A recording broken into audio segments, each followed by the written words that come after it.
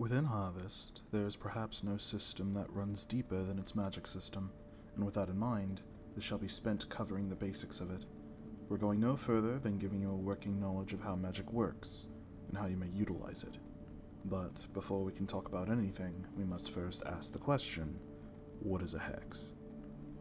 Very simply, a hex is the direct manipulation of reality by influencing the noosphere, pushing forth your will and spurring forth a reaction. Mechanically, a hex is any action that consumes aether, oftentimes to influence the area or a creature that is around you. There are some exceptions to this, so at times things are defined as hexes to cover them. There are times when hexes shall fall under different names, such as a spell or evocation. However, all of these are still considered hexes, as they all consume ether. Most times, hexes that fall under different categories are affected by special virtues or items acquired throughout the game. This will limit magical potential or bolster it in unforeseen ways.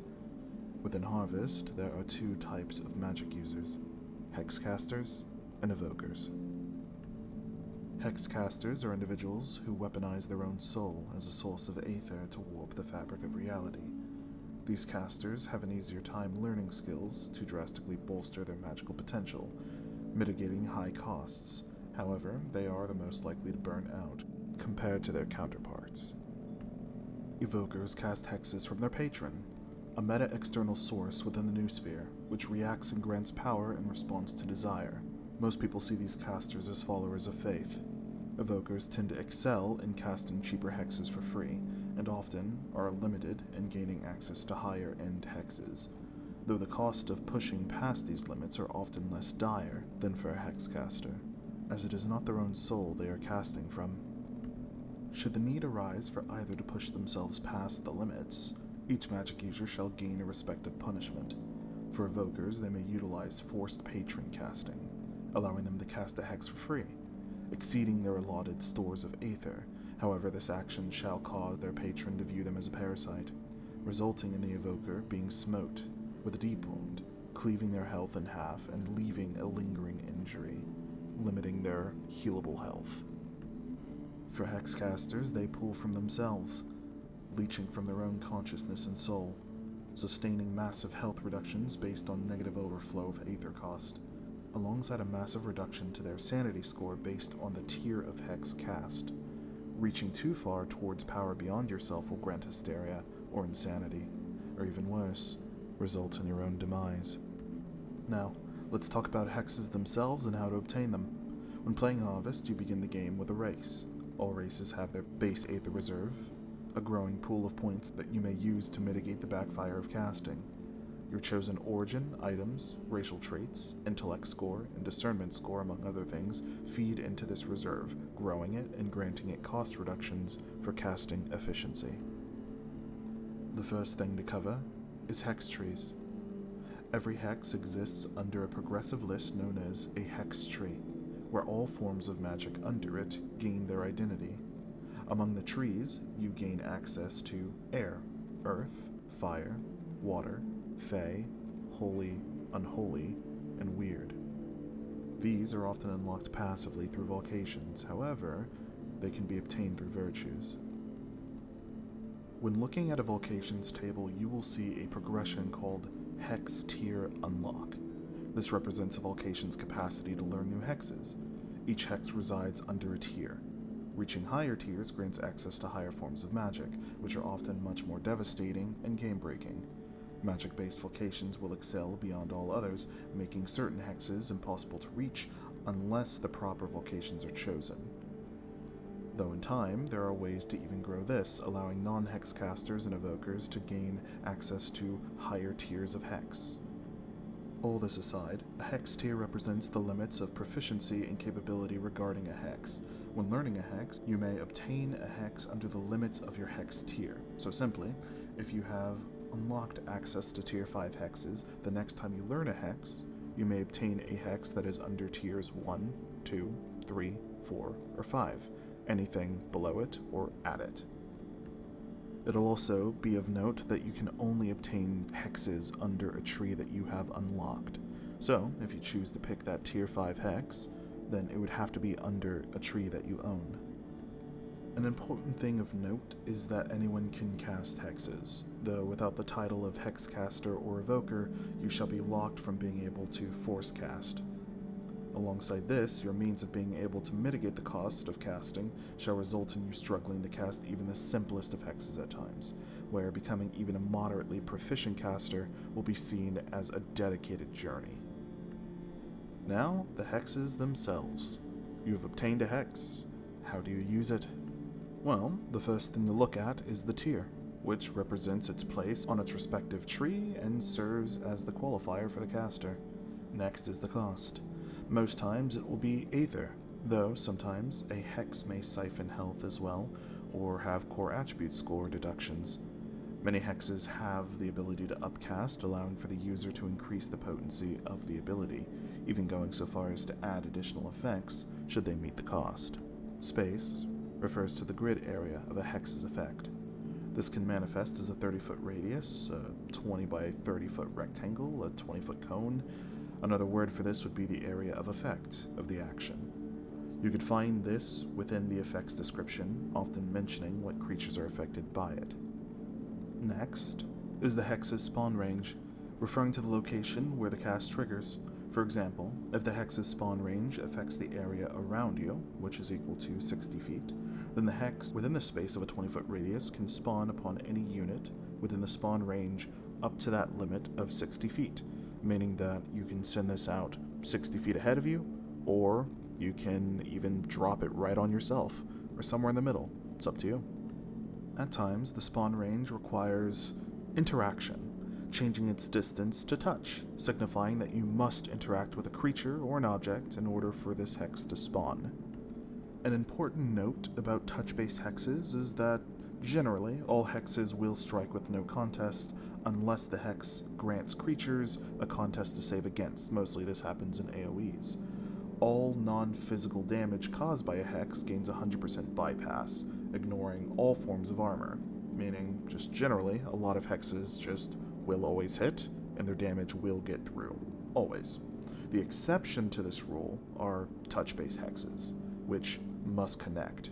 To perform a touch-based hex, there is almost no difference from a standard attack with a weapon. However, you will not gain the bonus of your weapon proficiency alongside your contest. So, this will be utilizing your contest dice of 44 plus your dex modifier, and it will be targeting the AL of the creature. For people who seek to specialize in touch-based casting, there are virtues that serve to ease this challenge of overcoming a creature's AL, allowing you to easily reach past the defenses of lower evading enemies. Next, targets. This signifies the amount of targets that will be targeted, whether it be all creatures nested within the AoE, single opponents, or multiple foes, often scaling based on rank or upscaling. The last thing to cover within the hex's description is the cast time and duration, signifying how long a hex may linger and how long one must focus on casting before the hex goes off. Both tasks may incorporate concentration, which requires the caster to concentrate, where if their focus is broken from strikes or interrupting actions, then the hex being cast shall fizzle and stop.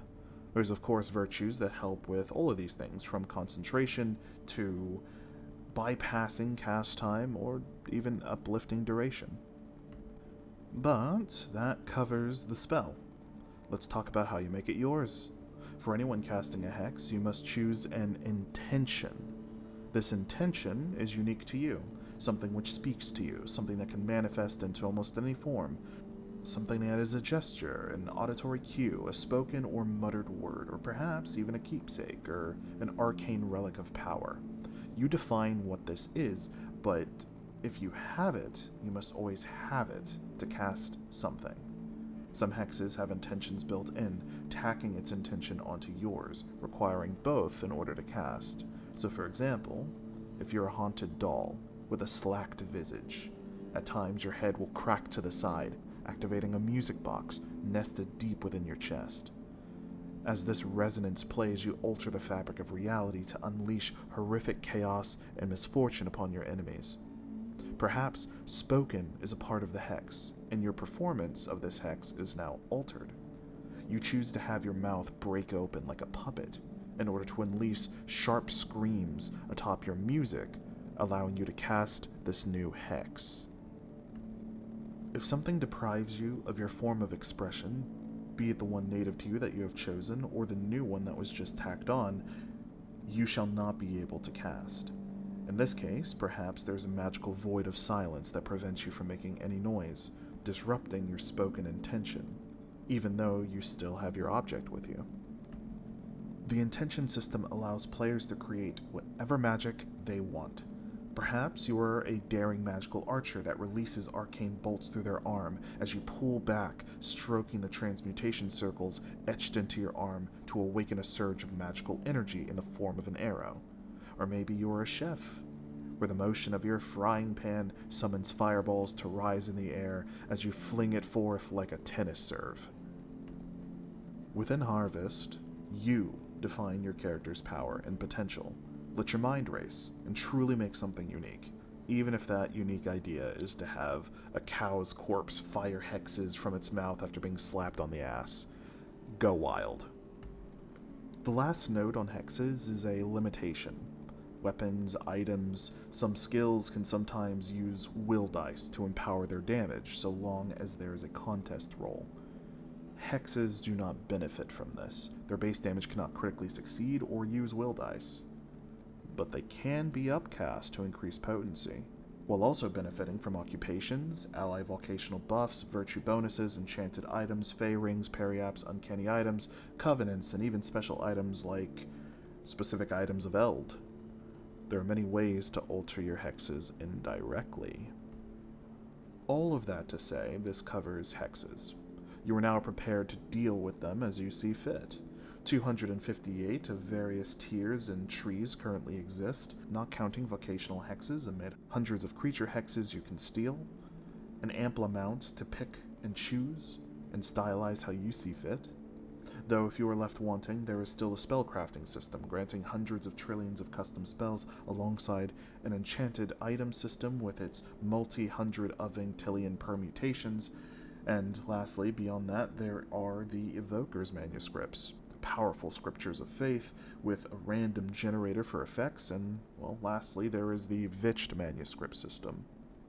All things which dive much deeper into hexes, though I think I'll leave that to people who wish to explore it someday, since this is part of the fun, or if this ever gets enough curiosity and excitement, then I can make a video covering it.